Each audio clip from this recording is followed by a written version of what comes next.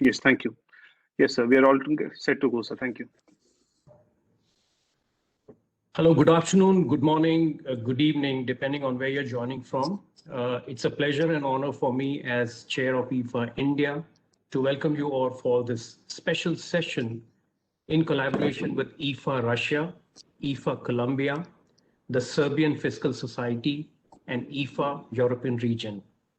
Today's topic, Taxing Artificial Intelligence and Robots, a critical assessment of potential policy solutions and recommendations for alternative approaches, was authored by Dr. Professor Vikram Chand, Professor Dr. Svetlana Kostić, and Ariene Reis. This appeared in the World Tax Journal in the end of 2020 and has gathered a lot of debate. Well, in the recent years, investments has resulted in an exponential growth of AI and robots. Will it replace humans? We do not know that. At the same time, demographics perspectives indicate that a purely economic, employment-focused view of AI and robots is bound to lead to inconclusive results. Select measures have been taken by various governments, and options have emerged that have been considered by academicians in the literature to introduce taxes on AI and robots. There are many taxing options that are available. This paper has analyzed these options, keeping in mind the principles applicable to electronic commerce as per the Ottawa taxation framework conditions, and the 6 important principles being neutrality, simplicity and certainty, efficiency, effectiveness and fairness, and flexibility. All of this have been analyzed by the authors in their research paper, who are monitoring the impact of AI and robots on a regular basis. And if this trend indicates that jobs are disappearing or revenues are declining, then the research paper suggests that states raise funds from an earmarked education tax.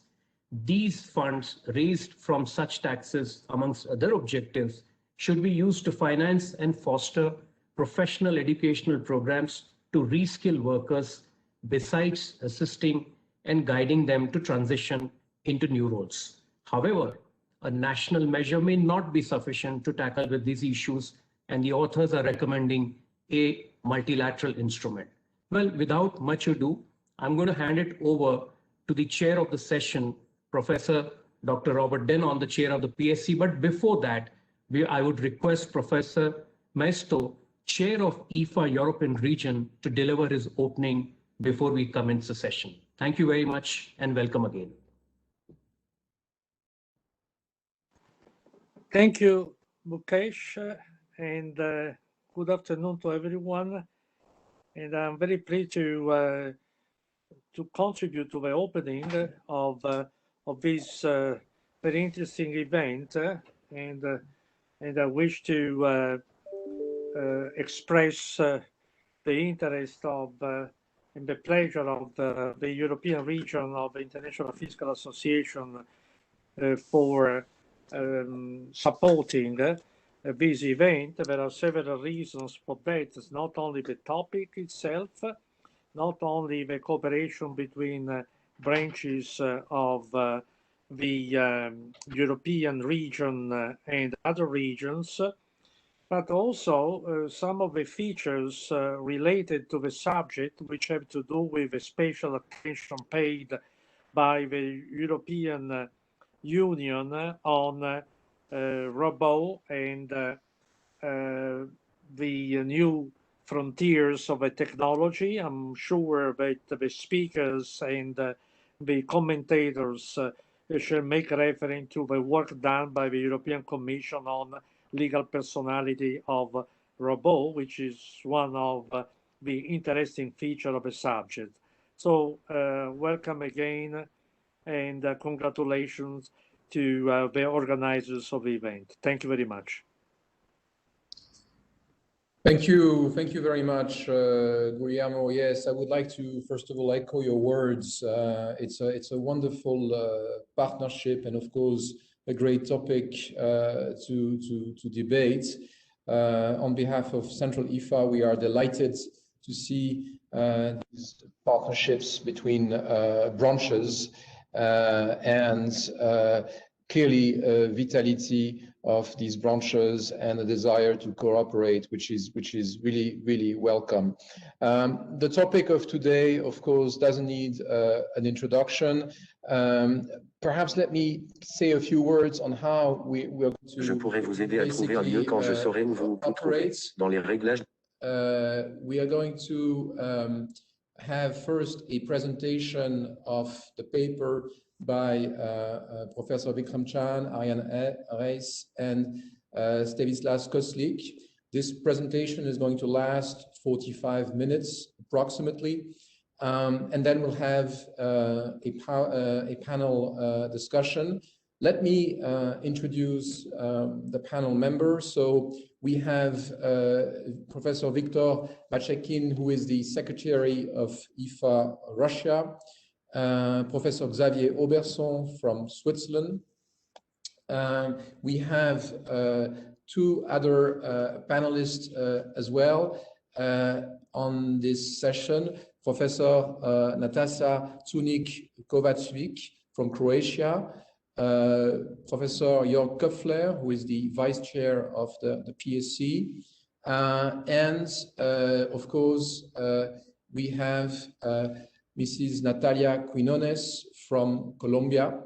And the way we're going to operate is we're going to have, as I say, the presentation, and then perhaps each panelist may engage with a selection of questions with the authors, and then we'll have a final round of discussion and a wrap up, and this should basically take us through the 2 hours of session that we have at our disposal. So with that, I'm going to turn to the authors and perhaps request them to share the screen and to engage in the presentation.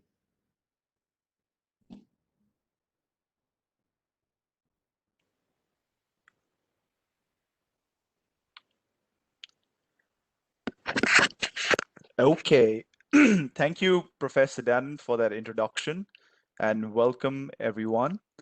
Well, the topic that we're going to discuss today deals with the question of whether or not we should go about taxing artificial intelligence and robots. And indeed, over the next 45 minutes, we will be presenting our paper that was published in the World Tax Journal of the IBFD. So let's just start with the background and let's try to understand what is the issue at stake. Now, in terms of the background, what we are witnessing right now all across the world is the move from the use of industrial robots to service robots. Now, what do I mean by industrial robots? It's very simple. If you take a big car manufacturer like Audi, BMW, all these manufacturers, they use industrial robots to assemble their cars. They've been doing this since a lot of years, and they are still continuing to do this. But recently, there's been this trend where we have seen the infiltration of AI and robots in the service sector. For example, we have a robot known as Da Vinci, which can assist doctors to perform medical surgery. We have Ross, which assists lawyers to do legal research. We have Milo, which provides education for autistic children. We have Shimo, which can entertain people. And what we are seeing, apart from the other examples, is that there's a widespread use of AI and robots. A few more examples: you have Motoman, which can act as a chef, Tony, which can act as a bartender, and then we have some other forms of AI and robots, and most notably, we have self-driving cars right now. In addition to AI and robots being used in the defense sector, so we have a AI robot application like Danon, which is used for military purposes. So the concern right now is that it may well be possible that in some time in the near future, AI and robots may overtake the human workforce, and as a result, they may cause massive job losses. So what is the issue from a tax standpoint? The issue from a tax standpoint is that countries, if this happens, if AI and robots take over, then countries could lose a significant portion of their revenue collected from taxing regular employment income. Now, likewise, as we all know, AI and robots, they're not going to consume products or services. So hence, VAT collections may also be affected. So this is the concern. And the main question that we are going to address in this paper is, should AI robots be taxed? And in order to answer that question, we are going to go through several other questions. Right now, I would just like to hand over the floor to Svetislav, who could just let us know what key lesson can be drawn from the past industrial revolutions, whether this entire topic of taxing AI and robots is something new, or what does history indicate, Svetislav? Thank you, Vikram. Well, when we look at the past industrial revolutions, and if we could go to the next slide, we have here presented just a small portion of the industrial revolutions, the four, the last four ones. But if we go back into history even further, we see that automation from the beginning, from the invention of the wheel or the simple leverage, has brought on discussion in human society that this automation will actually lead to the loss of jobs and will endanger people's work, and also the societies as such, from the weavers' strikes in medieval Europe all the way to today's robotization and the introduction of industrial robots, and now even more service robots. But what we have seen actually is that this has not been so, that these worries have so far never came true, because additional challenges that our societies had to face needed additional work.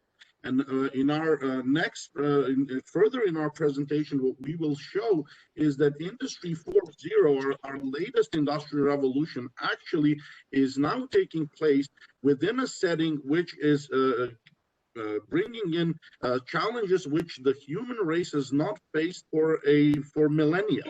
And that will definitely require more and more engagement by more and more people. So industrial revolutions so far in the development of the human race actually don't testify to the fact that this development will surely lead to the drop in the workforce and the loss of jobs. So thank you, Vikram.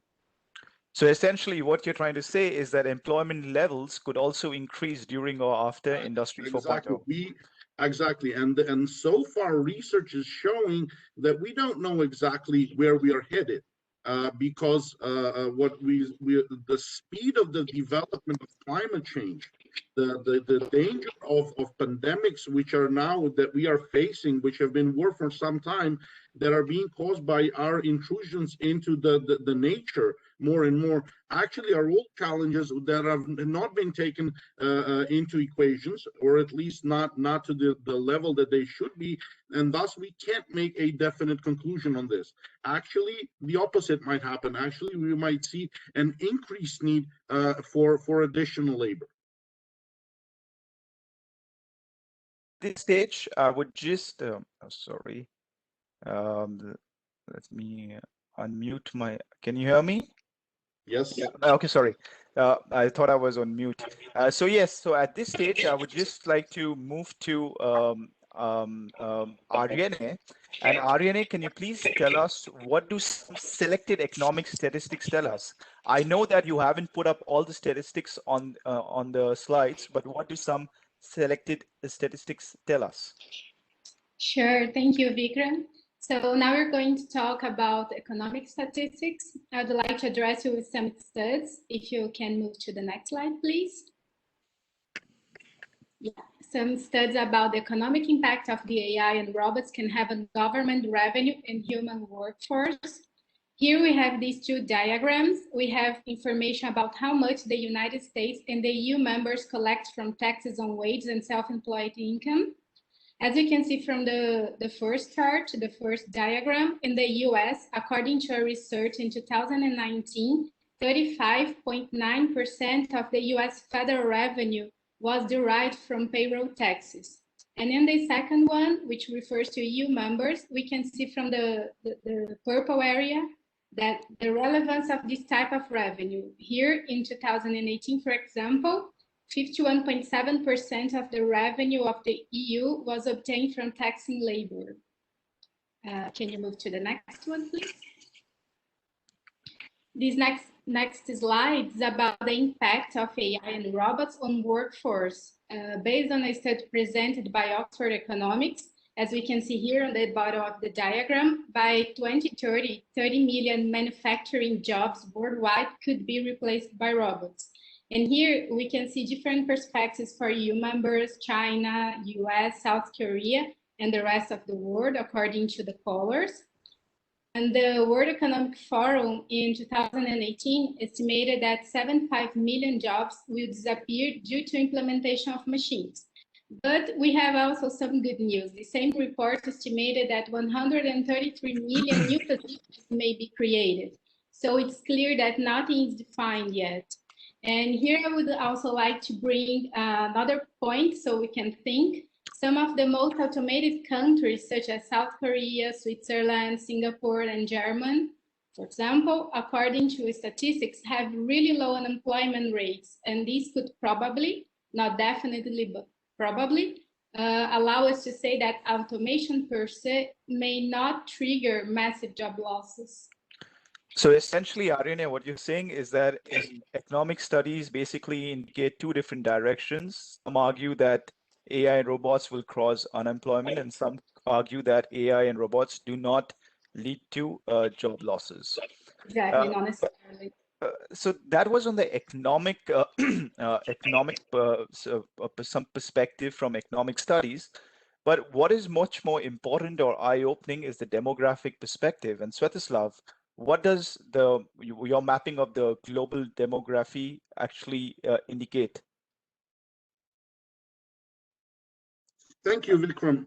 Well, when we talk about the challenges that we are going to face in a lot of our text debates, we have only modestly and shyly maybe touched upon global warming as a topic, but demographics perspectives have not yet been that much a part of our debate. And I think that the speed of the demographic changes that we will see in the next slide actually forces us to rethink this. So if we look at the changes in the world, what we will see is that there is only one continent on the planet whose population is going to explode by the end of this century, and that is Africa.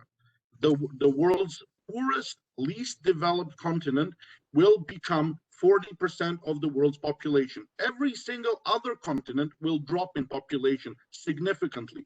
Europe will, from a fifth of the planet, become a 20th part of the planet. And Asia will, for the first time in history, become less than 50% of the human population. Now, what we are seeing is actually a tremendous decline in population in the world's most developed parts, and an explosion in population in the world's least developed parts. If we go to the next slide, we'd like to illustrate this so we can see. So, for example, one of the world's most developed nations is South Korea. Now, if you look at the statistics for South Korea, by the end of the century, Korea is predicted to have less people than it had in 1966. But actually, this drop in population will cause that from the now 35 million people that are in the productive phases of their lives, by 2010, South Korea will lose 20 million of its workforce. So it will be left with just only 15 million people who are in the productive phases of their lives, but it will have an exponentially higher number of people who will actually need taking care of and nursing, and that is the pensioners, who will at that time be more than 40% of its population. If we go further, what we see, for example, are similar cases in Japan, whose population is already reaching the 40% when it comes to pensioners, those accounting for 65 and year olds and above. And if we look at some other aspects, for example, Germany, in Germany, we have seen the birth rates declining below the replacement levels already since the early 70s. And if Germany, according to UN studies, would like to retain the number of the ratio workers to pensioners, essential for the maintenance of the Bismarck pension system social security model, it would need to integrate an additional 188 million new immigrants by 2050 because of the growth in the number of pensioners and the lowering in the number of the of the workforce that is entering new workers that is entering the labor force. Europe at this moment is having around 3 million fewer newborns than it had 50 years ago. And this number is actually increasing while our average life expectancy is growing, thus leading to the changing of the paradigm in the diversification of our populations. If we can go to the next slide. When we see these numbers in Europe and in Asia, and let's not forget that by the end of the century, Nigeria is expected to be the world's most populous nation. The Chinese population is expected to drop from the current 1.4 billion to 700 million by 2010 due to due to its demographics. And Nigeria is expected to grow from 200 million right now to 700 million by the end of the century. My favorite example is that of Zaire, of Congo, the world's poorest nation. Now in Zaire, whose GDP is around 120 times per capita lower than that of the European developed countries, Zaire is expected to grow from the current 90 million to 350 million people by the end of the century. Now, the number of those who are older than 65 in Zaire is 1%. Those younger than 18 make up more than 45% of the population. And the problem is, if we can go to the next slide, if we take the demographic perspective, is that wealthy countries may rely on artificial intelligence and robots to mitigate their own population declines. But the problem is that the impoverished societies, those societies where we are actually seeing a population explosion, they need ways to employ their citizens, and currently they have absolutely no need for artificial intelligence and robots due to the abundance of labor. This has been a historical paradigm which has repeated itself numerous times. In other words, what they need to find is actually employment for the multitudes of energetic young people who have no future there. If we add to this global warming, which is going to hit disproportionately poorer countries in the world. Imagine just the future of Bangladesh or certain parts or the most populated parts of India and Pakistan at the moment due to the water crisis and the melting of the glaciers in the Himalayas. What we are seeing is the potential migration of people from those areas of the world which are going to be the hardest to those areas which will be hit the least. And the areas which will be hit the least by global warming are the world's currently most developed and the wealthiest countries in the northern hemisphere. Now, what we see here is actually a complete divide, as if we have two worlds on the planet. One which is in dire need of artificial intelligence because it's losing people, and the other which is virtually exploding with population. It has no employment. And additionally, it is the climate change that is endangering the sustainability of certain very populated parts of our planet, especially those where we see the population explosion. And to sum up, if we take into account not only history, but the painful reminder which COVID-19 epidemic actually where we had a reminder that our national boundaries will not serve as a deterrent. Maybe great geographical ones like oceans may protect, for example, the United States from migrations from Africa, but the Mediterranean will certainly not serve the same function nor will national boundaries when it comes to population migrations into Europe. And thus, what we think is that this very important demographic perspective, together with climate change, should be taken into account when we start structuring our tax policies. Thank you, Vikram. So, Svetislav, at this stage itself, what you're trying to say essentially is that this entire debate of taxing AI and robots, if it's really relevant, it's only for developed countries. For developing countries like the countries which you mentioned, example, Nigeria and Congo, this has no relevance at all in the current debate, taxing AI and robots. Absolutely, because what they are now what they are facing is huge amounts of young people for whom those societies cannot provide education because there is no infrastructure there, and plus they cannot provide them with employment. And what is wherein lies the devil is actually that these millions upon millions young people are actually being channeled into immigrating to the wealthiest sections of the world, but they're coming in without any sophisticated skills which might be actually needed in those jurisdictions, only adding to the social divide and the problems which are already apparent in our societies.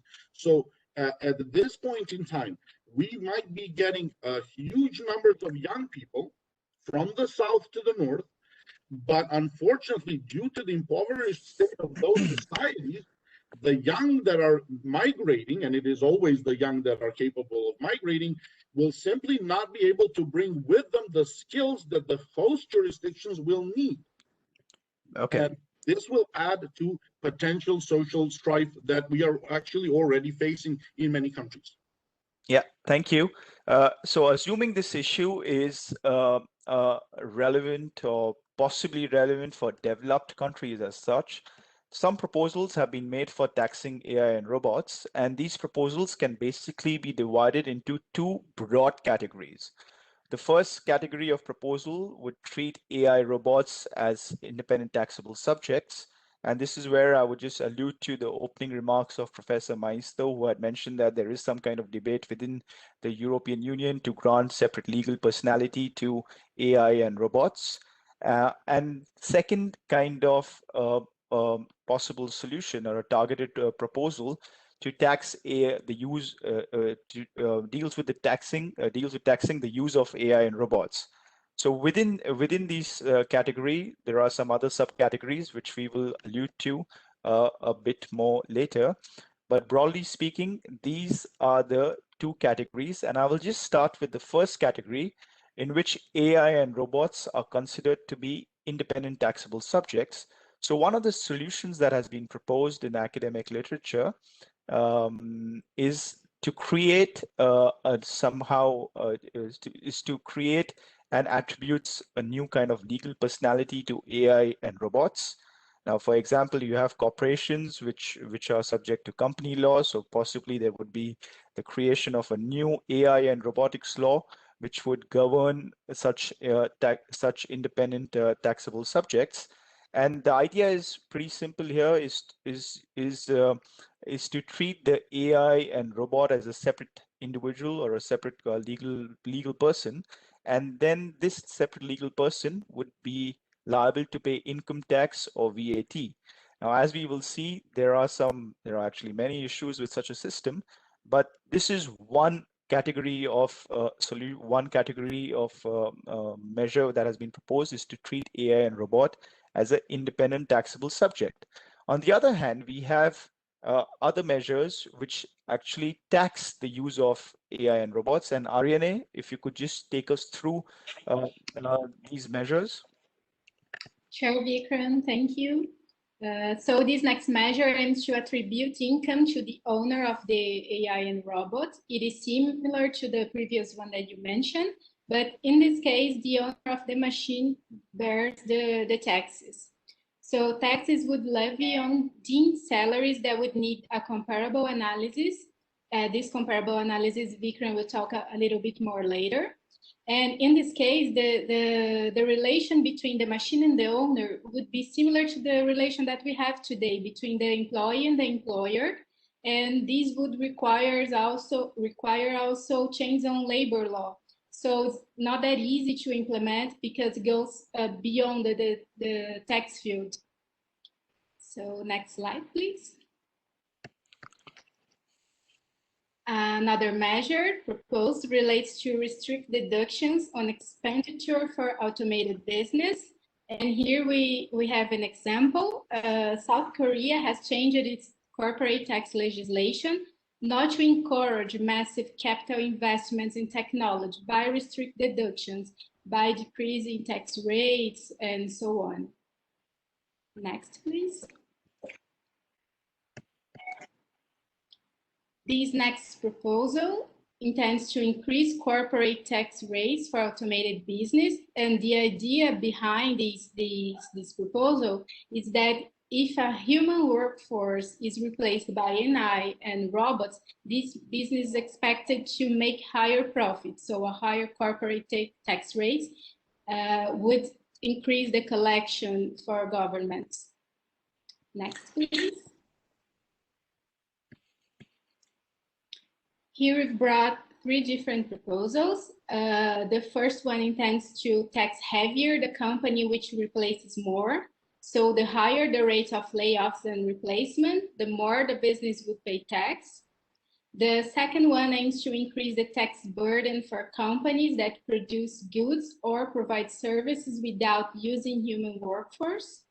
And the third one proposed tax benefits for hiring people, for hiring humans. Next, please. And finally, we have some VAT measures here. We have the idea, one of the proposals has the idea of a higher VAT tax rate on the value aggregated due to the implementation of AI and robots. So you would have a lot of work also to calculate, to estimate this value aggregated. The second proposal is establishing a ratio of turnover to the number of employees. So in that case, when the threshold fixed by the government is reached, a higher VAT tax rate would be applied. And the last one is about disallowance. So to disallow input VAT on automated related purchase. Okay, thank you for that, Ariene. So, you know, Ariene has put across, the proposals are in 2 broad camps. One is to treat AI robots as independent taxable subjects, and the second one is to tax their use. And within taxing their use, the first option was to attribute deemed income to the owner of the AI and robot. The second one deals with business taxation measures, such as, and what we've seen in Korea, basically the legislation there restricts the deduction of expenditure for corporate income tax purposes. For example, lower depreciation that will be allowed if you invest in automation. And then we also seen some kind of automation taxes or higher corporate tax rates for automated businesses, which Ariene has just mentioned, in addition to some VAT measures. So now if I just have to assess these targeted measures, firstly, one of the questions that arises is, what is the policy rationale of such measures? Like we've indicated at the start of the presentation, like Ariene has indicated, the debate on taxing AI and robots, or the economic studies relevant to the debate, actually show 2 different directions. Some argue that robots will increase employment, and some argue that they will decrease employment.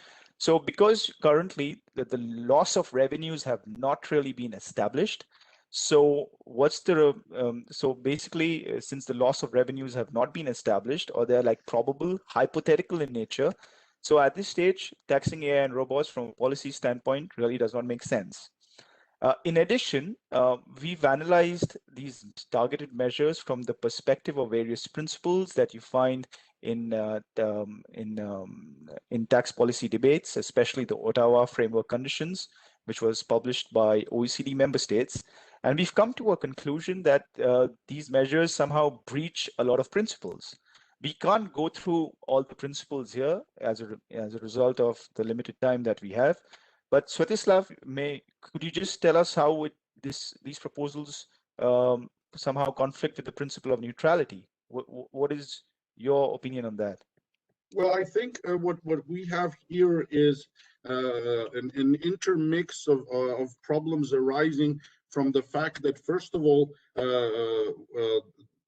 what are we trying to do from the perspective of neutrality? Should we punish innovation, or should we actually support innovation? Should our tax systems be, because what we know that punishing innovation, actually preventing it, has never worked so far. Plus, when it comes to the principles that we are talking, measuring them is actually becoming very difficult from the perspective of actually first defining what are robots and what is artificial intelligence and such. And when you go through the principles of efficiency, flexibility, certainty, simplicity, effectiveness, and fairness, what you will see that all of them actually will become intertwined with issues of what are we going to subject to tax. Now, I have worked just to provide something which might be a little bit entertaining in this series debate. I have worked in certain legislative proposals dealing with the digital economy, and I can tell you that it is exceptionally difficult to define somebody who's a person actually who is engaged in the software industry. And in some countries, for example, you have had interesting occurrences where actually clerics, priests, were trying to define themselves as software engineers because they would get even more beneficial status under certain incentives. So when we start talking about our policy rationales and application of principles, the major problem I think that we are facing here is actually what are we targeting? And the problem is that the technology is developing so rapidly that perhaps a definition which might work today can become obsolete in 6 months. Yes, on this point, I would just like to say, with respect to the principle of neutrality, the question was whether AI or robots are actually comparable to individuals. And I think the position we've taken in the paper is that they're not really comparable to individuals, in the sense that individuals can basically pull the plug on AI and robots. So tomorrow, if I want to if I don't want to use my AI or robot application, I just switch it off. It's pretty simple to do that.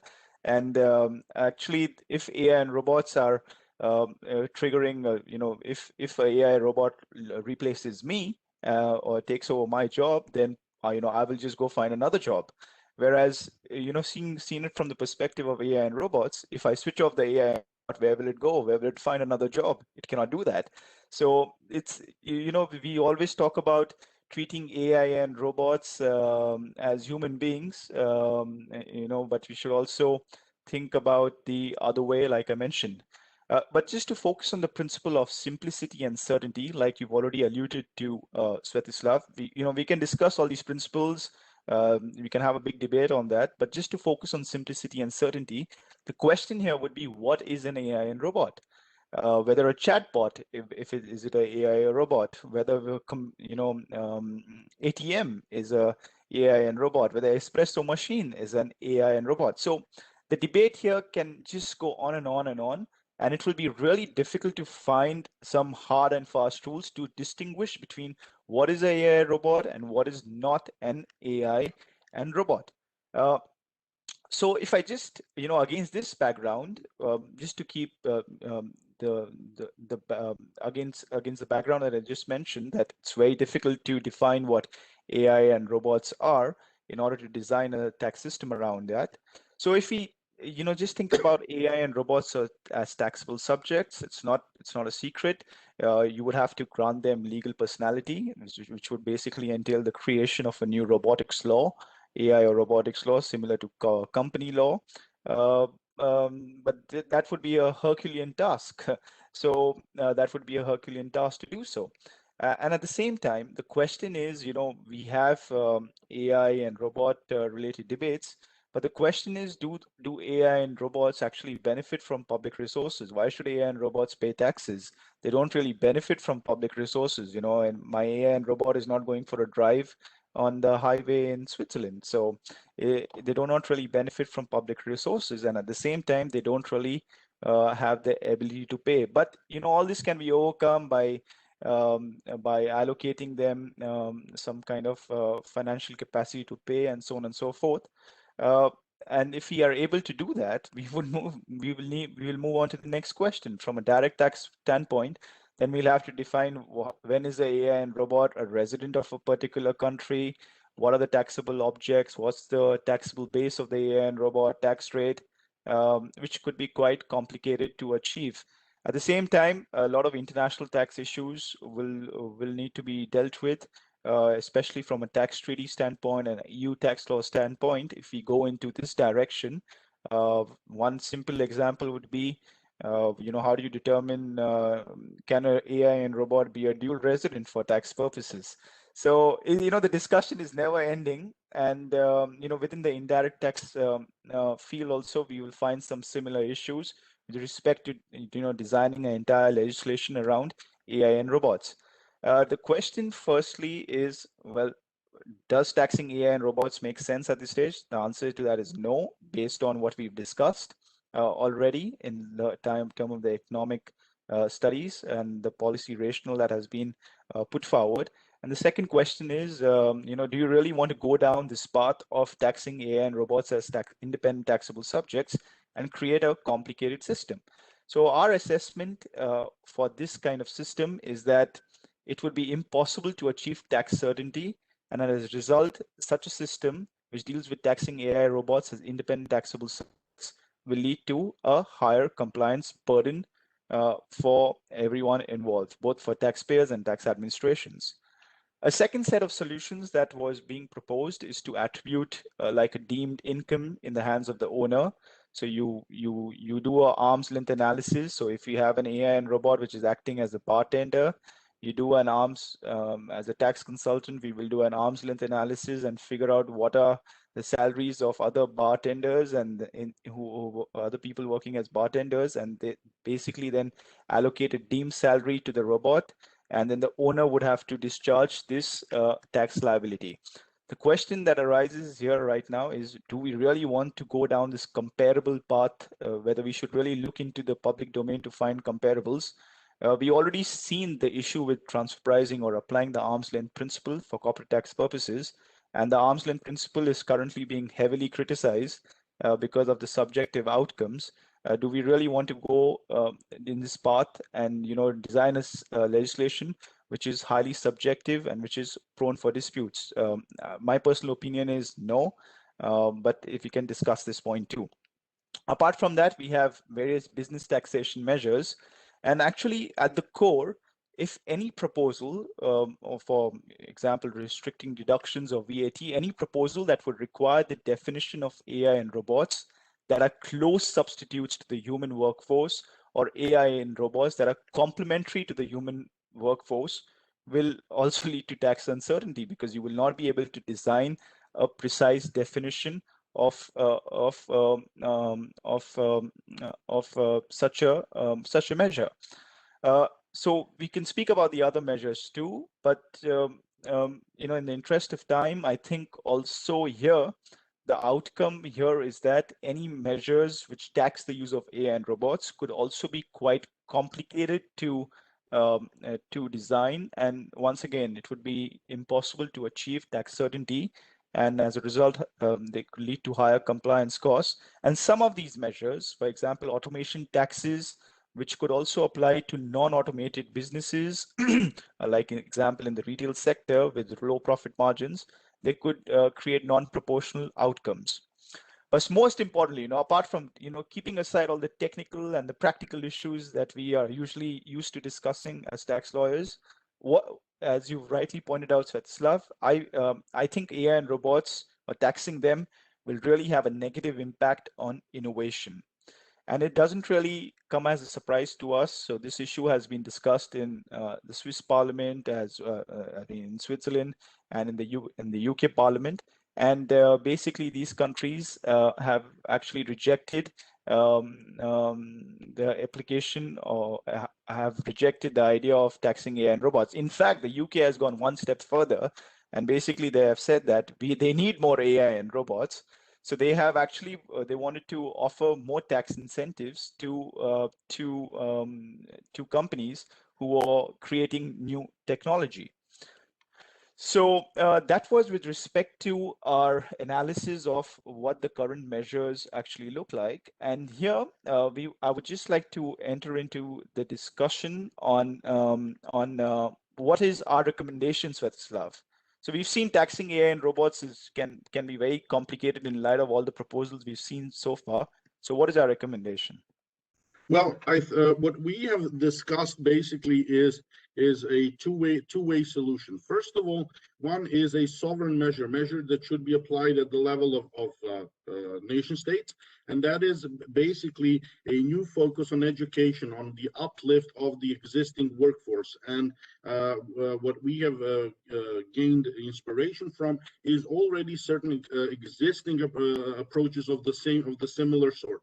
On the other hand, what we have seen is that national responses to this problem, especially when we take into account global problems, are not effective, and that just relying on sovereign measures is not enough. So what we also suggest, in addition to sovereign measures and an education tax of a sort, what we suggest is also trying to establish a multilateral instrument, which would actually a redistribution mechanism, which will allow for a more global approach to this problem.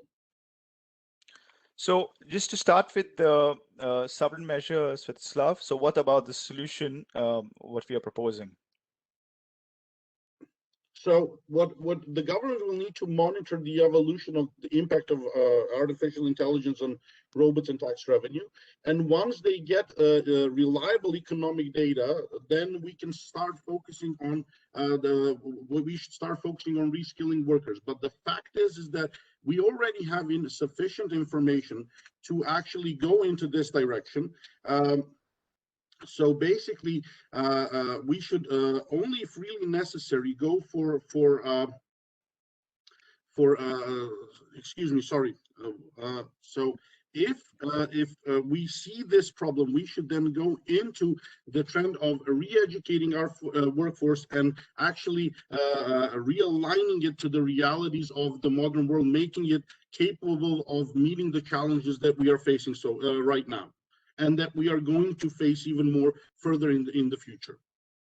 So if essentially what you're saying is that if the trend of unemployment continues and there are reliable economic studies published by reliable organizations that this is a issue at the national, it's an issue really at a national level, then what we have proposed is the implementation of an education tax.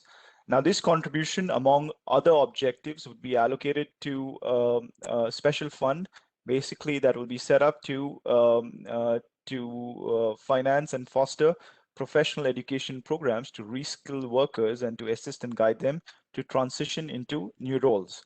So, Ariene, you know, how did we come up with this idea of education tax? So maybe you could just tell everybody, how did you come up with this idea? Yes, Vikram, we have some countries that already collect taxes for education purposes, such as India, which has an education tax. We have some programs in Brazil also, for example, a fund called FNDE. Nigeria has also an education tax fund, and Jamaica enacted an Education Tax Act.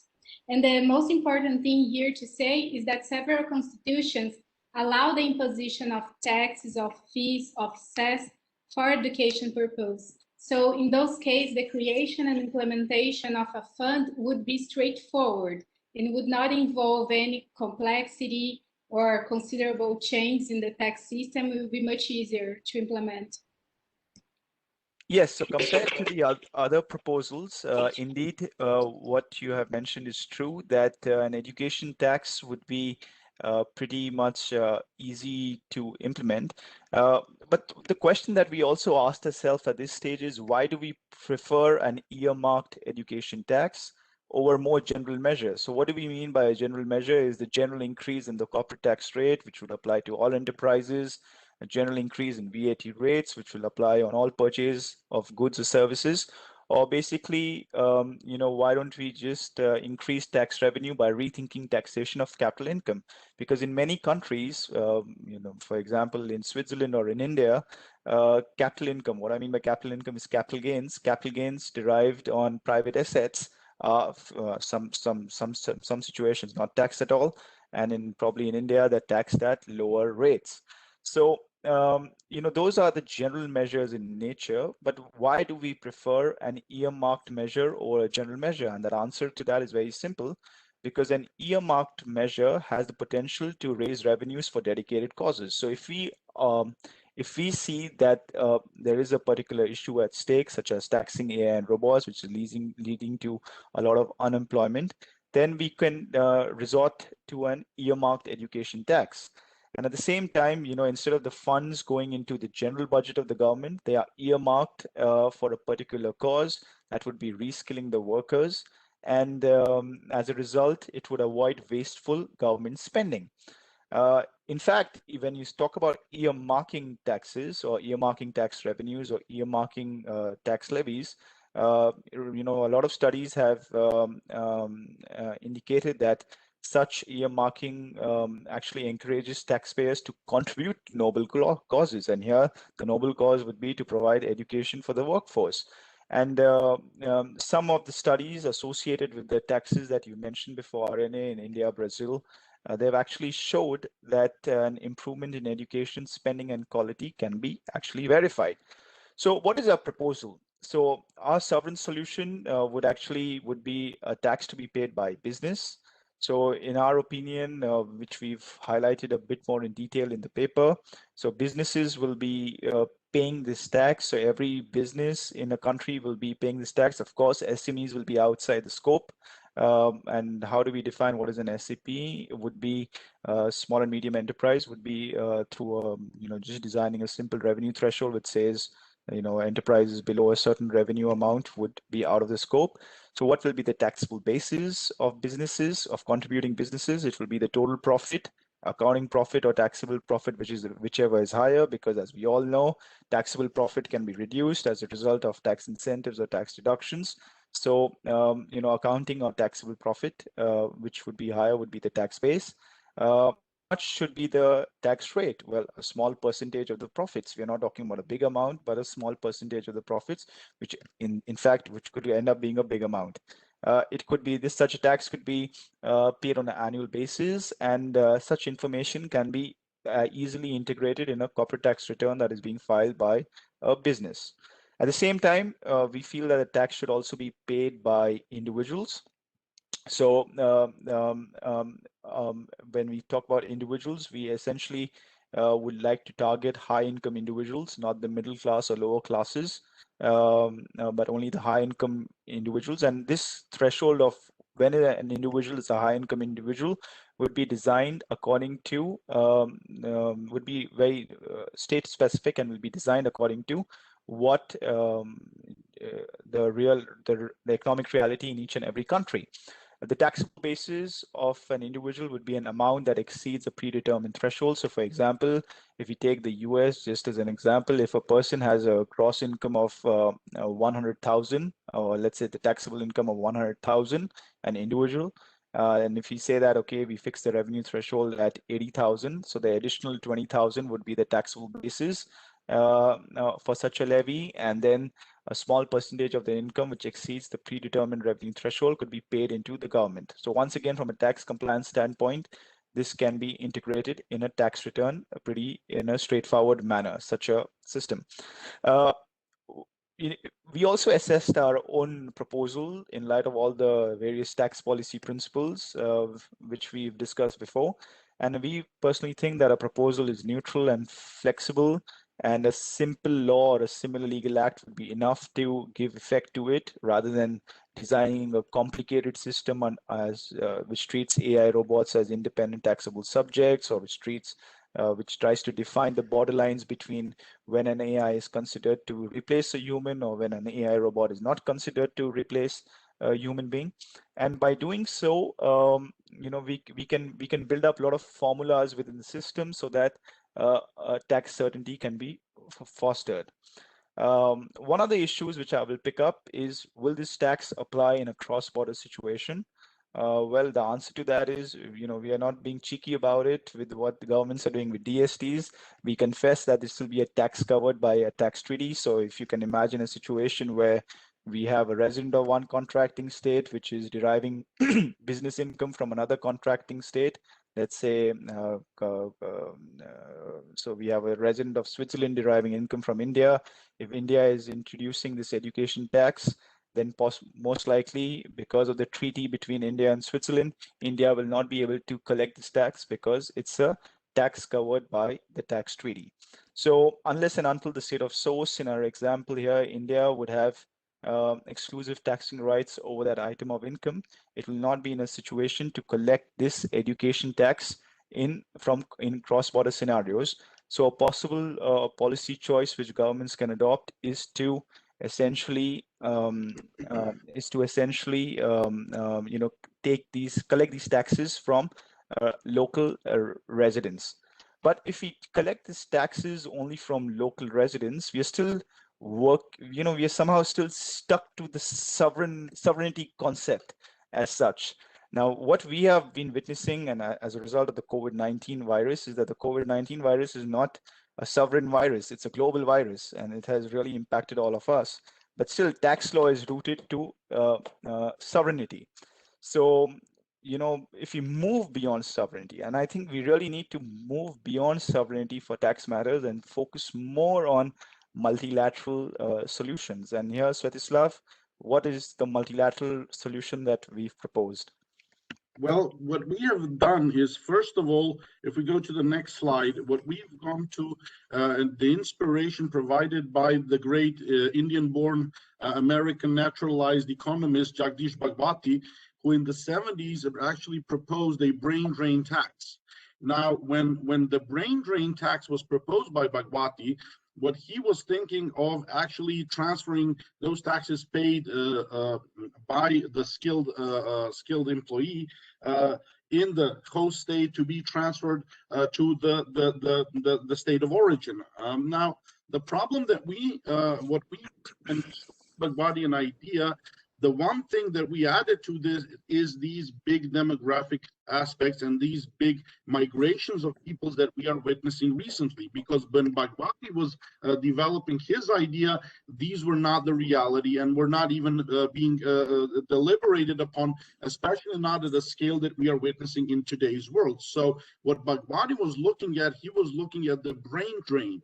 What we are looking at is actually population drain. Now, what we have seen, and this has been very apparent since 2015, is that national boundaries are simply, they're not a deterrent. The city that I live in, Belgrade, in 2015, saw just over the summer a couple of million people going through it on their way to Western Europe from the Middle East and from North Africa and Central Asia. These are where the migrants or the refugees that went through. And we are bound to see an increase in this. Now, when we go back to what we already talked, the state of the infrastructure in the countries which are going to be the source of this migration is such that more and more we are going to see the migration of unskilled labor. It is the unskilled labor from Africa, the unskilled labor from Central Asia, which is bound to hit European shores simply because geography is leading them here. It's a similar state of affairs when it comes to Central America or South America in respect to the more developed parts in North America and the United States and Canada. Wherein the Rio Grande between Mexico and the United States and the famous wall have shown not to be a successful deterrent. So what we are actually proposing is to meet reality head on and to redistribute funds necessary for the development of skilled labor in the countries from which it is bound to emanate, to provide these people with skills so that when they come, and they're bound to come, realities that we will not be able to stop them effectively. When they come, they actually come with the skills which are necessary for their easy integration in the host states. In addition, this development of the education infrastructure will allow those societies to develop with increasing speed, thus providing more and more opportunities on site and lowering potential further immigration. However, what you need to do at this point is actually face the reality that without such measures, the cost that our societies are going to incur when it comes to the matter of social strife, if we don't do such steps, is much greater than the redistribution mechanism we are proposing. And let me give you just as a final word, at least from this perspective, one simple example that you can all test yourself. Out of the 170 participants that are now online, I would ask each and every one of you to check whether or not your ancestors came from some other place. If it's the Indian, you all know about Mahabharata and Ramayana and the migration of the Aryan tribes. My ancestors immigrated from somewhere in Poland to the south and to the Mediterranean. Most of the Germanic speakers who are settled right now on the left side of the Rhine also came from somewhere else, and so forth and so forth. History teaches us that we will not be able to stop these migrations, especially when they are fueled by such events as climate change. So what we are proposing is that actually we take these realities into our tax policy assessment and introduce them into the mechanics which so far have been reliant on the idea that we have lived for most of the 20th century, and that idea is that tomorrow is going to be another better and sunnier day. Unfortunately, in the 21st century, I think we need to take a more darker picture that the tomorrow is not bringing us a more sunnier day, but perhaps that there might be a storm on the horizon. Thank you. Yes, but why do you think this kind of mechanism would make sense, Svetislav? Why do you say it's going to? Do you think it's a win-win solution for both the developed and developing countries at this stage, and why? Absolutely, because what you would see is that those countries that are going to fund this mechanism, they will start getting skilled labor. Right now, when you see internal social strife, so for example, if you go to Italy, Italy is a very developed country, but unfortunately is not capable of keeping the skilled African labor. It is actually hosting mostly unskilled labor, while skilled labor is going somewhere else. It's a very good example. Now, if you were to gain skilled labor, these people will then contribute. They would first of all find their place in your society more easily. They would contribute to your development, to the betterment of the society where they've come, lowering social strife. On the other hand, if you so for example, if you take into my favorite example of Zaire and Congo, when Zaire became independent, Zaire had something like 8 high school graduates available to run a country which is the size of Europe, because simply the former colonizing power, Belgium, did not allow the sufficient number of educated people to exist there. So and we now see the results of the lack of education. So investing into education, both the strife in the host countries would be lower, while additional opportunities would be provided in the origin countries. And thus, in this mechanism, if we would fund these causes, we would actually have a win-win situation. But this cannot be an aid mechanism, because aid mechanisms so far have failed miserably, especially when it comes to Africa. And what we need to understand is that we are not aiding the poor and the undeveloped people, but actually we are contributing to our own betterment, and thus we suggest a fiscal mechanism. But should this be restricted only to education, or shall it apply more broadly for other areas? Because you see, in developing countries, education is not only an issue, but you have other issues, such as if you take the healthcare system, you take hospitals, you take global warming issues. In most of the developed countries right now, they have a CO2 tax, a carbon tax, but most of the developing countries, they don't really have a carbon tax. So whether these funds should be restricted only for education purposes, or whether they should be used for broader social issues too. What is your take on that? Education should be the primary focus, because this is where the developing countries are at the moment lacking the most, especially when you take into account the explosion of the young people due to their demographic exponential rise. But of course, education is not the only thing that should be funded, but actually infrastructure which will make these societies viable. If you take a look at the currently, and this is pretty much public knowledge, the minerals that are being mined for our cell phones and for our laptops are mined by virtue of a technology which is completely comparable to that used in the Stone Age.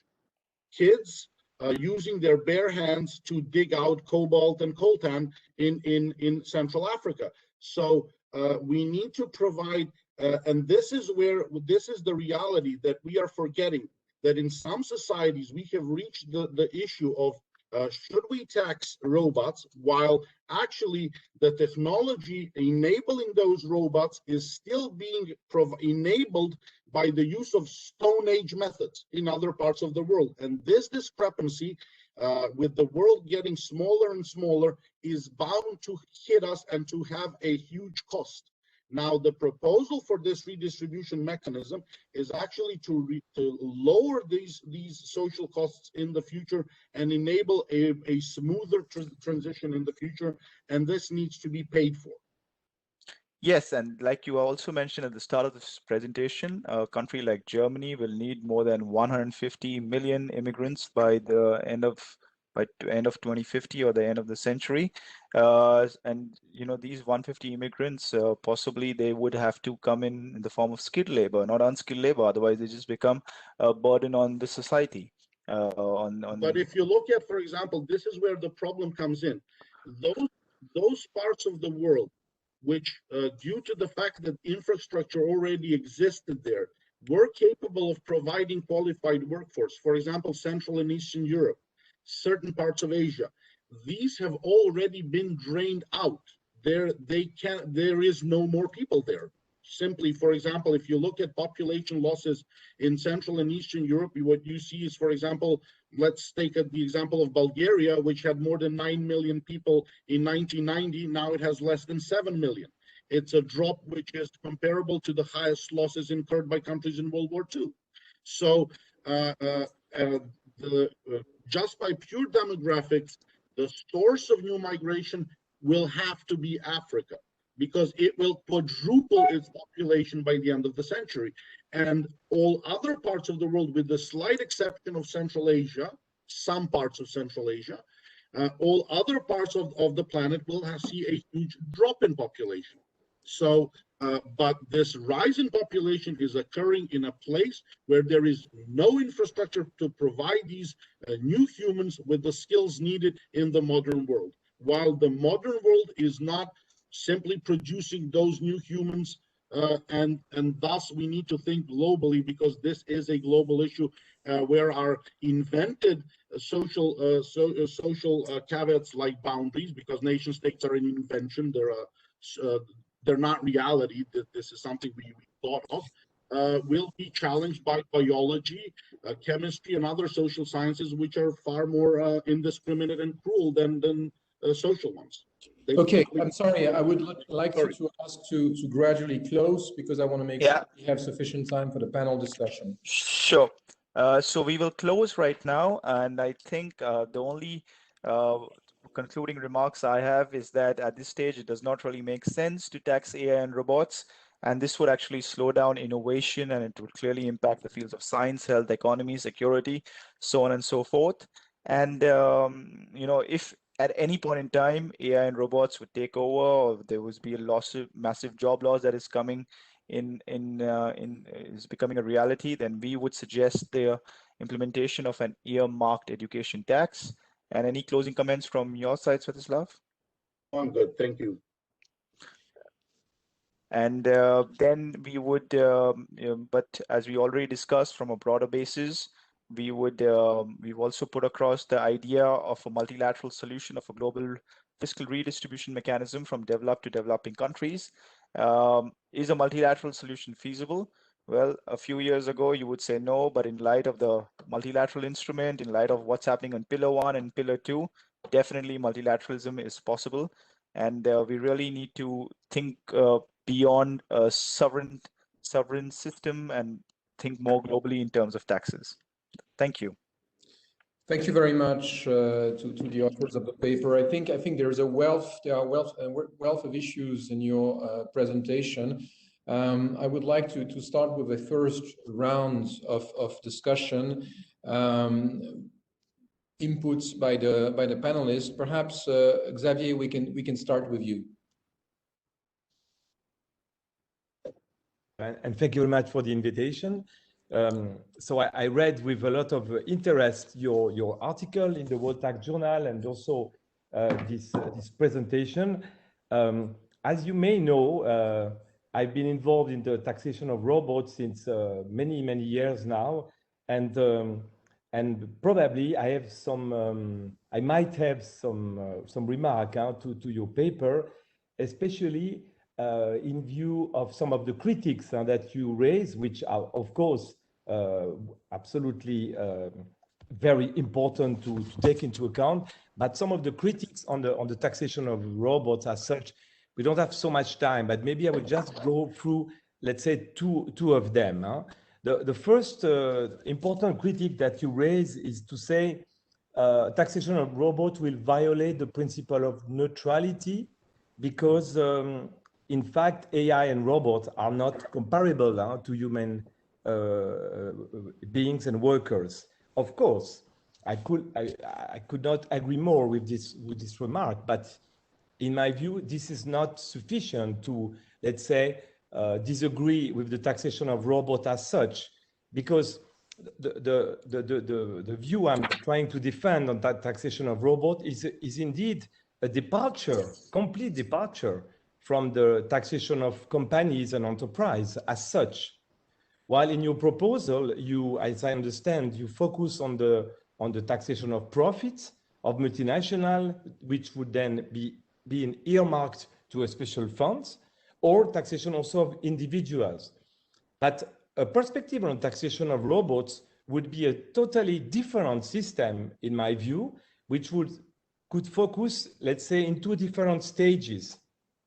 The first stage would be to tax the use of robots. I understand that it's difficult to ascertain the base of the tax of such use, and your critics are absolutely relevant on that.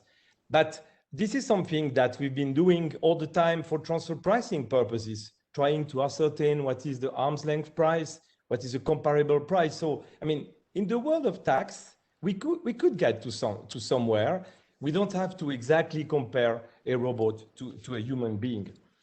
A second point I want to raise is that, of course, you say, and this is rightly so, that it's very difficult to define a robot. There's a lot, of course, of art critics about this, also in the literature. But when you think about it, 100 years ago, when we had to define what is a corporation, we didn't know what was a corporation. It's an invention from the legislator. What is a corporation? It's a legal person that was defined one day by the legislator. And globally now, we have corporation tax.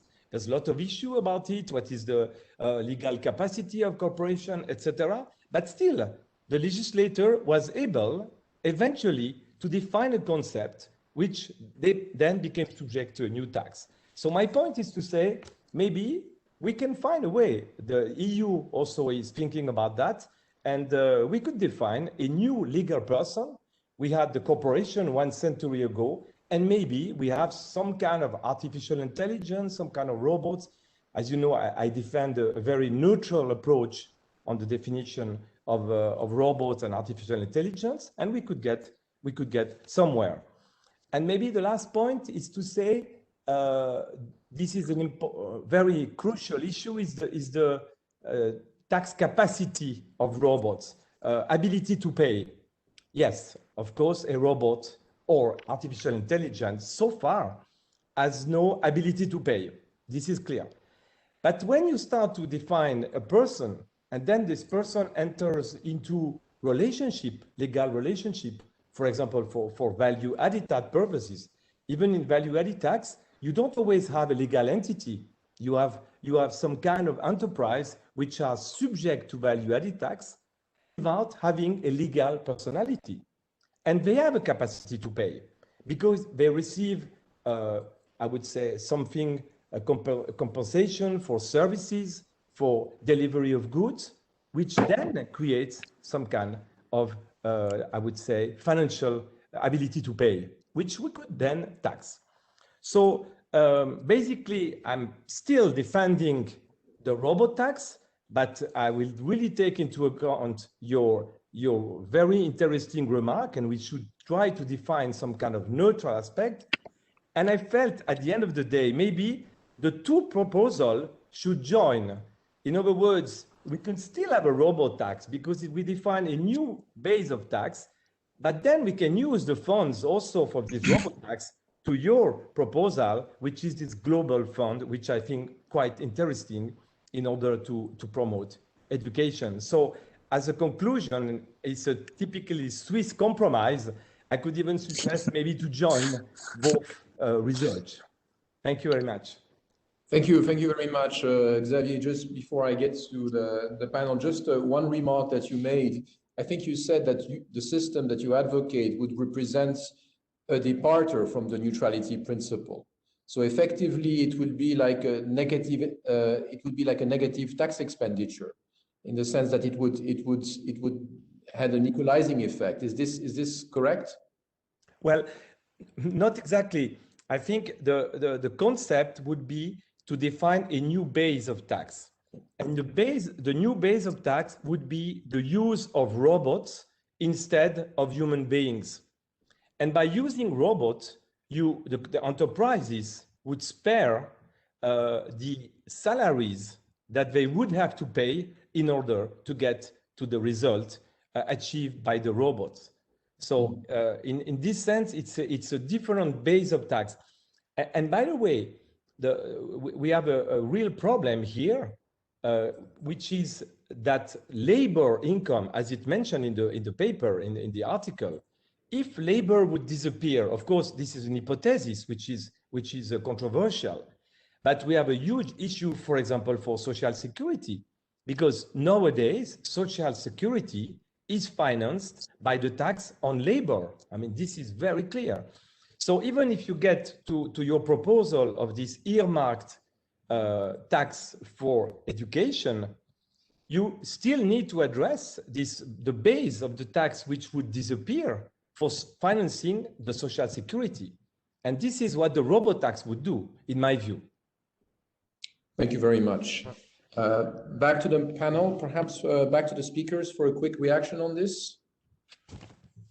If I can have just one small two actually responses. Thank you very much for these kind words and I think very useful comments. The one thing that, and I again, even though I'm not Swiss, would have to actually agree with most of what you said. Now, and I think that actually the ideas are complementary. What we have tried to show is actually and I will relate to what the last thing you said. What you said basically is that we need to account for our social security systems because basically those who are paying into these systems are disappearing due to demographics. Now, but this is a problem for only a part of the planet. And that is the problem for that part of the planet whose population is dropping and is actually exponentially growing. The only part of the world where we currently see the Bismarck setting, the setting which enabled Bismarck to come up with our social security system, is in Africa, where you have huge amounts of the young and very, very few old people whose pensions actually need to be funded. In Zaire, 1% of the population is older than 65. In Japan, 40% of the population is older than 65. So what we are trying to do is actually to look at that perhaps the robot tax is an idea which needs to, and I think you are completely right in this, actually needs to be joined, because currently we have two different worlds. One in which the disappearance of the labor force due to demographics is reality, and the need to replace them with robots, and then we have to see what to do with that. On the other hand, another section of the globe of our population, which is actually exponentially growing, which has no need of this. Actually, it has a need where to find employment for its young. So in joining these two, I think you're quite correct, and I think this is something which is a very valuable, and I thank you for this. This is something which I think is that you are correct.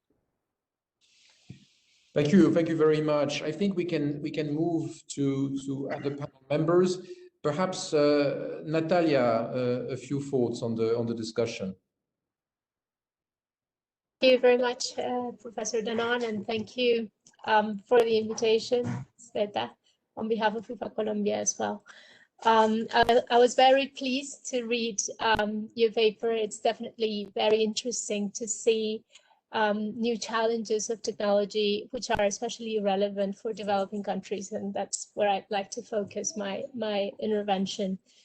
We definitely see that technology is presenting huge challenges because it's reducing the times that people and businesses take to complete projects, and we still have the same PE thresholds. It's also allowing people to remotely conduct businesses, and we are still heavily reliant on physical presence in the source countries. And now we have AI and robots removing our revenue and wages. So that's those are big challenges. I do agree that developing countries face the harshest portion of those challenges, speaking, in terms of revenue and how their tax base is being eroded. And I'm happy that you are finding a proposal to remedy this situation where developing countries are losing out so much through a fiscal redistribution idea. So I have two questions there. My first question would be also similar to what Xavier said. You're focusing on tax revenues that have already been collected and then will be redistributed.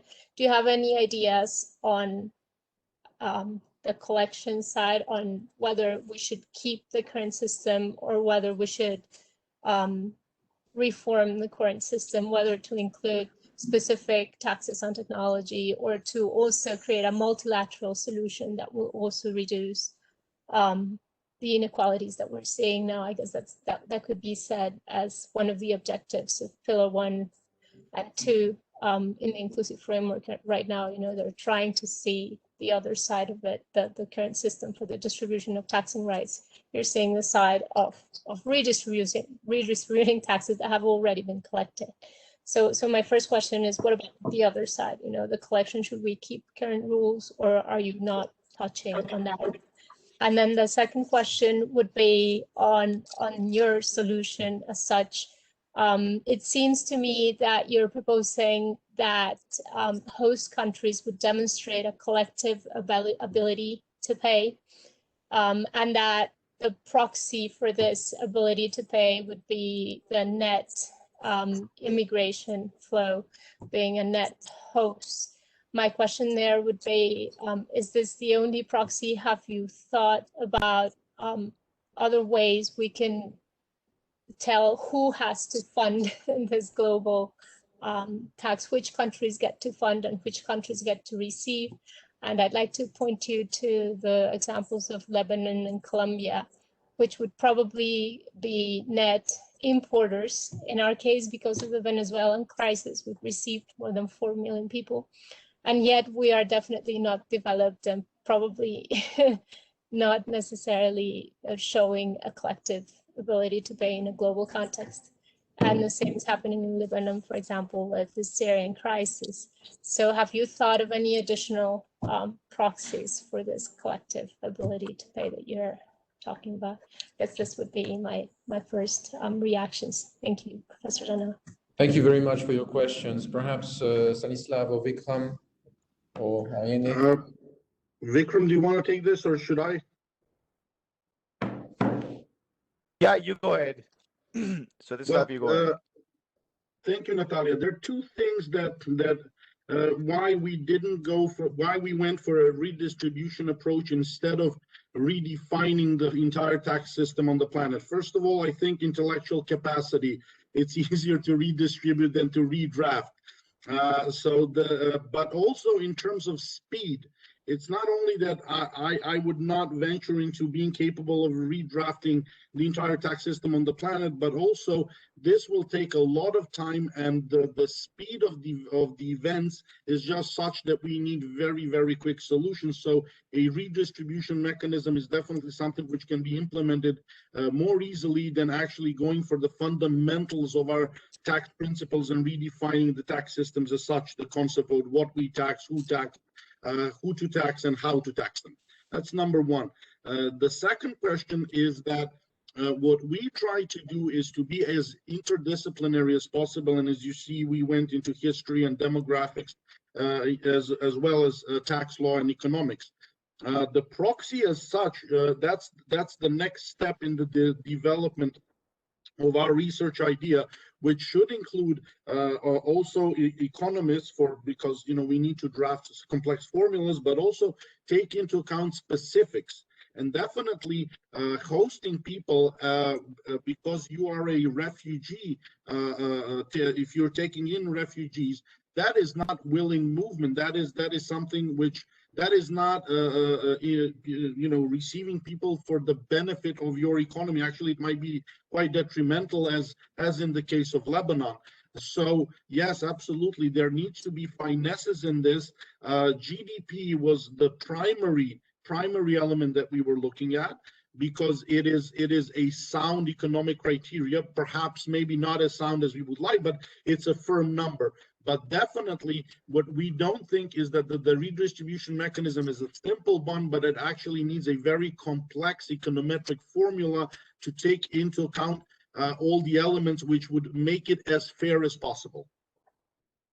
Thank you very much. In the interest of time, I'm going to ask other panelists to comment. Maybe we can move now to the European region with Georg Kofler. A few words on the proposal. Thank you very much. It is an extremely interesting paper, and Sveta and we have discussed some subtopics already in fall, and I think there are three issues that are commingled. It's first of all AI and robotics, and second of all, of course, demographics, and then third, migration. And all of them show us that there is some pressure on the taxation of labor as such. And here you can have an optimistic outlook or a pessimistic outlook, but largely it's in the medium and long term. So my question to the three authors is, how would you deal with transitional periods? So we all know that something is coming, and the COVID situation has put even more pressure on labor taxation and the funding of the welfare state. And it also shows us the ability of people in developed countries to suffer is really, really low. So if we take a look at the first two industrial revolutions, we have seen people suffering for decades. And that's simply not possible in the current political environment to let people hang. So my question is, how would you, if you see a transition coming, and let's assume that in the end we will end up with more jobs and happier people, but in the meantime we have 10 to 20 years of immense kind of downturn and suffering and unemployment and all the societal changes, how would you address that? Because in my mind, an educational levy that leads to a requalification of employees is probably too medium term to address that. And here, of course, I kind of jump on Xavier's proposal. Wouldn't it be smart to a certain extent to slow progress, not to prevent it, but rather to slow it, to allow an orderly transition from the industry 4.0 to 5.0? Back to the three authors for this. Well, yes, so I can take this question with respect to the transition in place. I think the first thing we need to understand is whether or not there's going to be a transitionary phase or not. Now that itself is open to debate whether or not a transitionary phase will actually come in. Because like we said, there's some other statistics indicate that jobs will also coexist and they can go up. So we may not really need a transition as such. So assuming we need a transition, so basically assuming we need a transition or some mechanisms in place during a transitionary phase, we can resort to more general measures of increasing revenue for a state if that ever happens. And the general measures were some of the measures which we've highlighted in our presentation would be, rethinking taxation of capital income. I think that is one of the areas which can be really looked into because capital income right now is not taxed or is less heavily taxed than labor income, because bulk of the revenue which governments are generating, it's coming from labor income as opposed to capital income. So our ideas would be that if a transitionary mechanism needs to be put into place, and if the education tax is not capable of fulfilling the needs of governments during this period, then we can resort to rethinking the taxation of capital income. Like, for example, if you take Switzerland as an example, private capital gains are not taxed in Switzerland. And there's always been a debate in Switzerland whether or not we should somehow change that rule. Similarly, in other countries too, not only in Switzerland, in the US, capital income is taxed at lower rates compared to labor income. So possibly some reforms at the taxation of capital income level would be a possible way forward.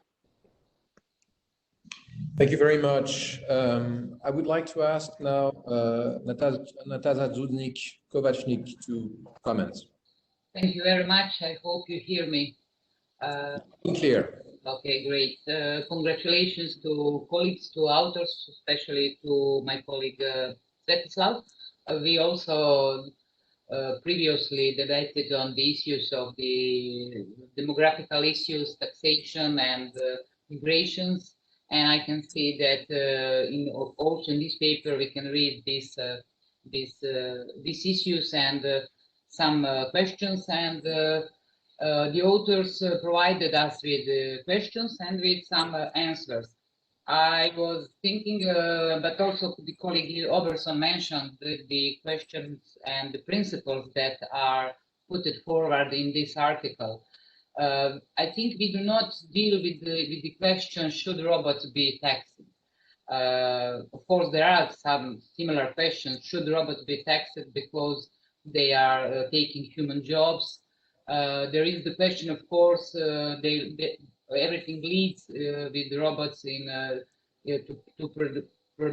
productivity, and it is I think that is very, very important to underline, because the authors put forward in this article arguments that taxing robots is contrary to the basic principles, and that is also contrary to some government measures when they are promoting research and development. But I think that it is that was put forward by the colleague Oberson. I think that taxing robots is in a line with fundamental principles, because if robots lead to productivity, then we have here this basic tax principle of taxing economic substance and economic capacity, and I think that is very important to maybe to remember, or maybe of course also in this moment to discuss. So of course, very important parts of this article are dealing with the consequences of the taxing robots and everything that we are getting through this development. So maybe I need to hear what authors think. I like very idea on the global mechanism, and that this global mechanism should be developed by steps through some regional or some local coordinations. But I think I want to hear what authors think, if maybe what they think if it will work at the European level, some kind of this global European mechanism. Of course, I think this mechanism is dealing with the consequences of the taxing robots. Thank you very much. The authors to comment on that. Svetislav? Okay, well, the one thing that and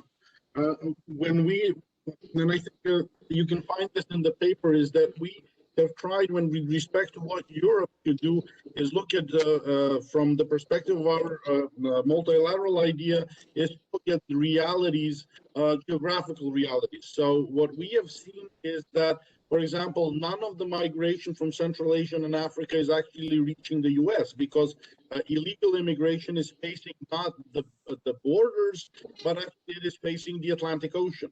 Europe is bound to be the host of inbound African and Asian immigration. Simply geography leads to this result.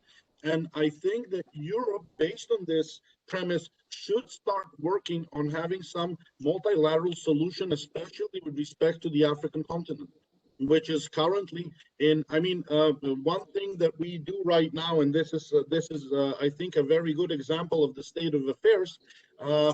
Currently, we have the vaccination starting, and there is a website that we in Serbia like to go. It's an Oxford University website to see where are we at with respect to vaccination, because in Europe we are, after the UK, the second country with respect to vaccinations.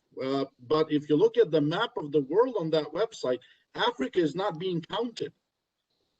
So we have data from other parts of the world. In Africa, we are not counting people. This shows that we need some, and this is the continent where in 50 or 60 years, 40% of the world's population will live.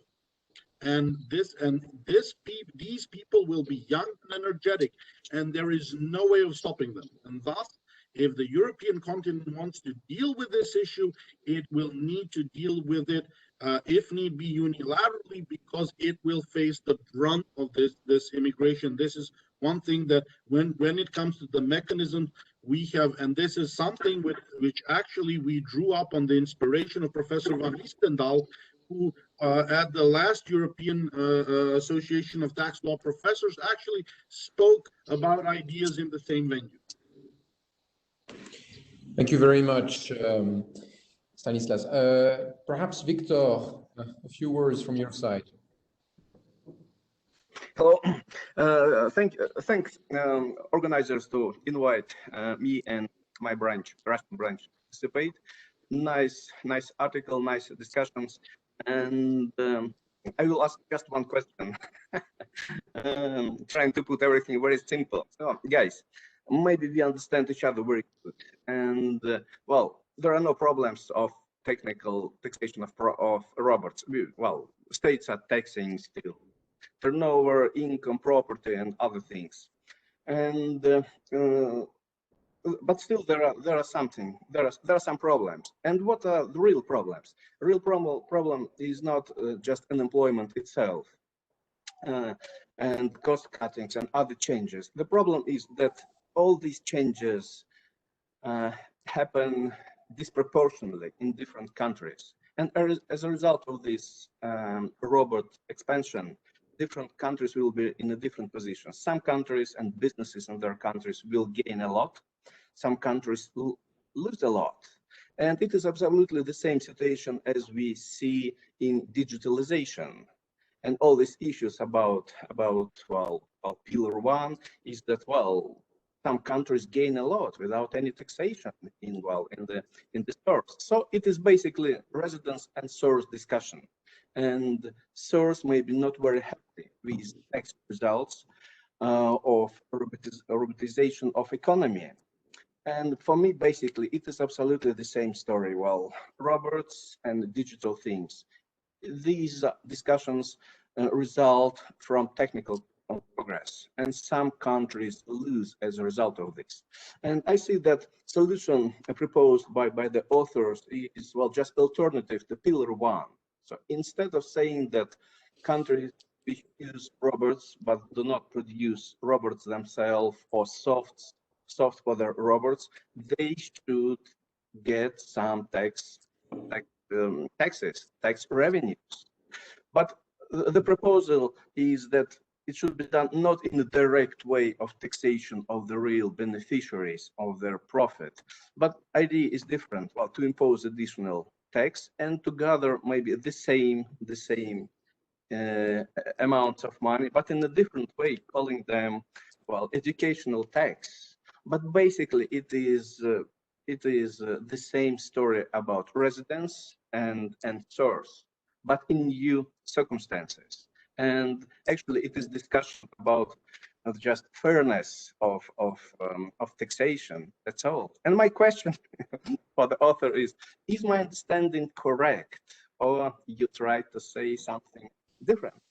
So basically, Victor, to conceptualize your question, is this question just about winners and losers, like in the digital economy? So what the authors would say about this?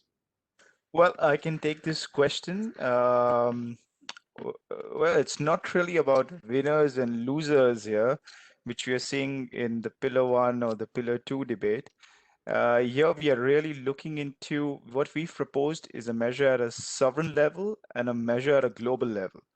Now, the sovereign measure that we've proposed is actually relevant only for developed countries, countries in which AI and robots can in the future cause job losses. This entire discussion on AI and robots is irrelevant for some developing countries, completely irrelevant.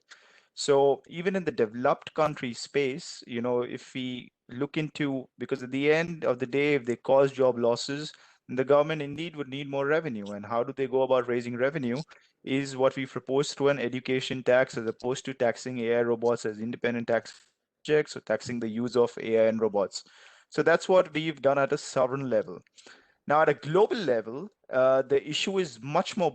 It's not only in the digital issue here, the AI robots issue.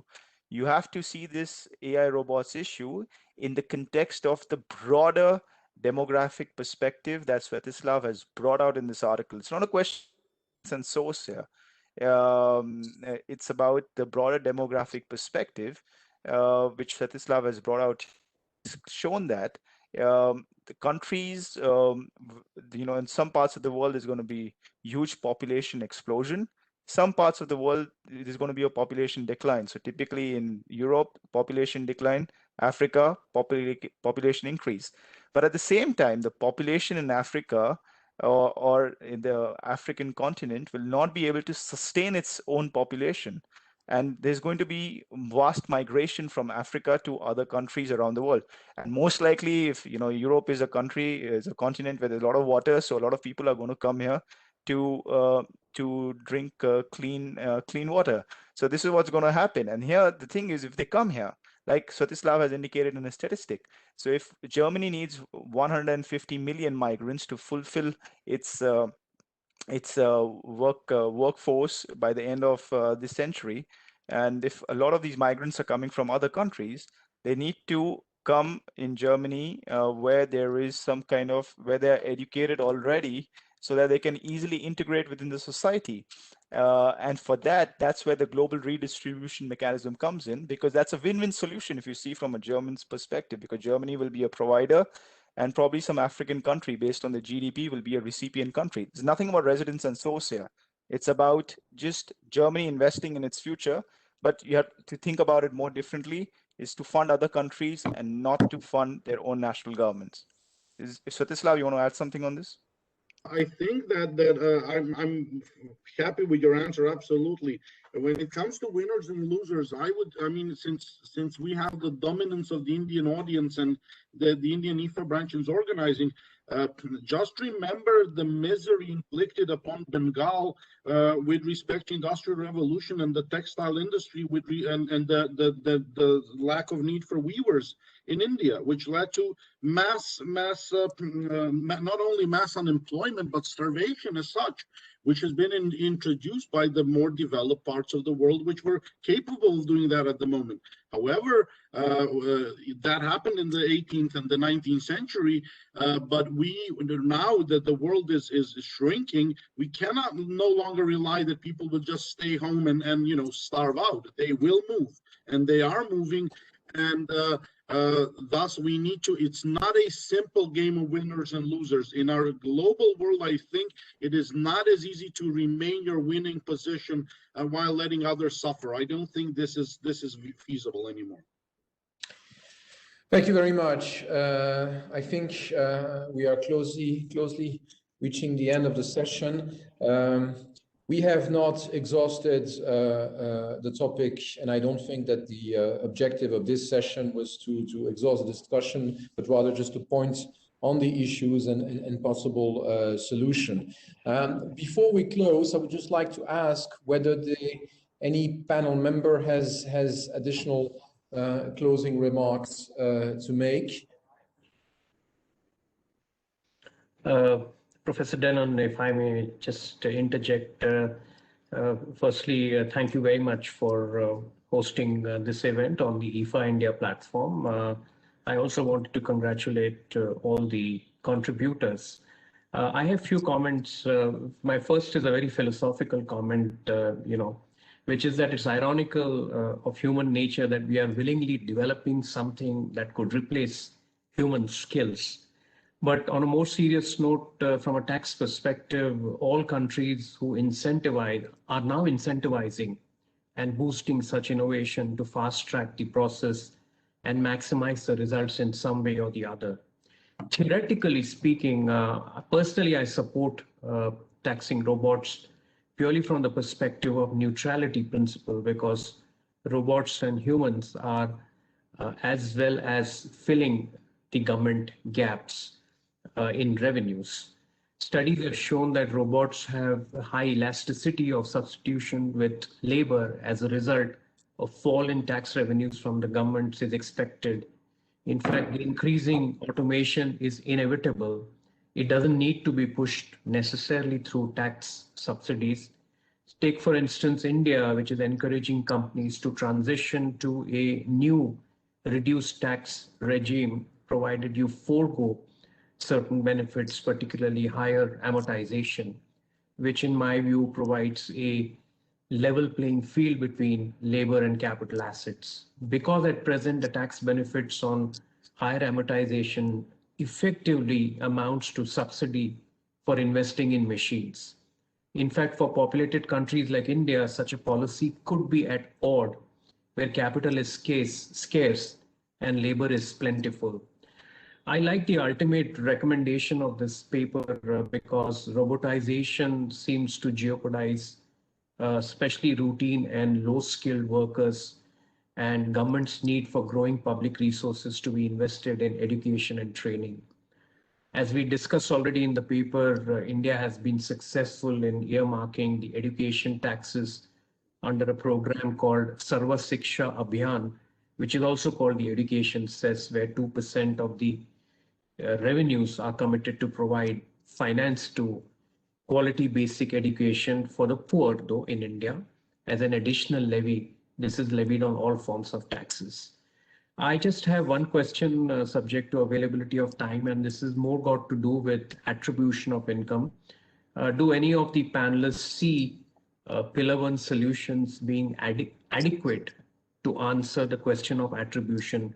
In particular, my question is, if AI is going to transform the e-commerce economy, and AI in e-commerce industry is being utilized by online retailers for providing host of services and personalized services to online shoppers, how does one attribute profits? My last comment is on Professor Bhagwati's proposal. For those of you who don't know, it's a proposal that was articulated in 1972 and later sharpened in 1976. Many economists and many tax economists have commented on proposals of Jagdish Bhagwati on taxing the brain drain. But the latest paper that I came out was a kind of a reassessment of the Bhagwati proposal, which is by Douglas Wilson from the University of Michigan. And this paper was put out specially to celebrate Professor Jagdish Bhagwati's 70th birthday. So I just thought I'll make a passing reference to that. But if there is anyone who wants to answer my question on how e-commerce, which is transforming AI, which is transforming e-commerce, answers, where the pillar 1 answers are there on income attribution. Thank you very much, Mukesh. A quick reaction from the authors, and then I think Guglielmo Maisto also has a comment to make. So yes, Vikram, I can take this question. So I think the entire pillar 1 debate is winner versus loser debate, and pillar 1 debate will not really result in exponential or sufficient revenues for the countries, for developing countries. You know, as all know, the pillar 1 debate, only a small portion of corporate tax base from developed to developing countries will be redistributed. But maybe that's not enough. Maybe that's not enough with respect to what the developing countries actually want. And that's where I guess our global fiscal redistribution mechanism would kick in, because it's a mechanism that will be based on GDP, and countries with certain countries which are below a certain threshold on the GDP scale would be the ones who would be receiving, and this would typically be the developing countries. So only from a developing country standpoint, I don't think the pillar 1 issue is going to lead to revenues for developing countries, substantial revenues. So we will need to search for other mechanisms in place. Thank you very much, Vikram. Just Guglielmo. Thank you, Robert. Just a couple of points. The first one is the proportionality, because some of the measures which have been proposed, especially not by the authors, which I congratulate for their paper, but just to say to change tax system and give personality to robo, I just wonder whether we meet the principle of proportionality, namely whether we may find different and less invasive, intrusive solutions for that. I believe that one should make a distinction between robot and artificial intelligence, which I believe are two different problems. In some countries, you may have issues relating to the principle of scientific and technical research and innovation, which is protected by the constitutions. We have dealt with this issue in Italy. We had a proposal for taxation of robo a couple of years ago, with a very mild proposal, which entailed an additional tax rate for companies using robo, unless they invest a percentage of their revenue into the corporate welfare. The second point I had has to do on the cross-border aspect, which is more important for artificial intelligence, especially when you use equipment or robo in the source state. And I just wonder, and that is a question to the authors, whether one could use the substantial equipment provision of the service permanent establishment in order to cope with artificial intelligence issues, which may include also robo in the allocation between residents and source, without changing entirely the principles of international taxation. Thank you very much. Would any of the three authors would like to comment on this? Well, I think Svetislav, go ahead. On the point, first of all, I would agree with Professor Maisto that it's not only the constitutional aspect in stopping progress and innovation. I think that if you look at, and when we researched this paper, we went through these the research of these famous weaver strikes, so that took place all over Europe, where weavers who were hand producing textiles were breaking the new machines that were putting them out of business. And we see that these very aggressive and these calls and nothing happened. The technology just, you can't stop progress. It's not possible. What you could do, and this is going back to what Professor Kofler said, is actually start a more reasonable debate within societies as to what do we want progress to achieve? What is the end game? What is the benefit to our societies? And I think that discussion is being held.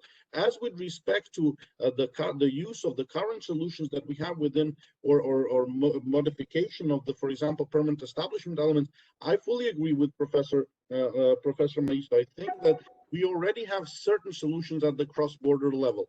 The only thing which is actually threatening this is what Natalia Quinones has mentioned, is that technology is actually threatening the temporal aspects of our permanent establishment principle. Actually, the speed at which things can be done is undermining the use of this more and more. So from a certain perspective, yes, absolutely.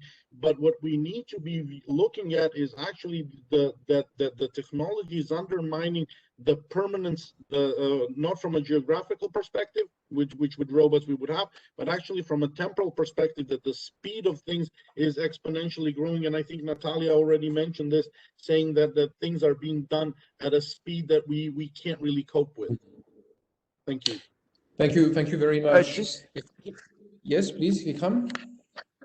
Yes, on just the last point on the changing the perm, if I think the point I just want to pick up on the point which Professor Maisto had mentioned on just changing the permanent establishment sticking within the permanent establishment definition.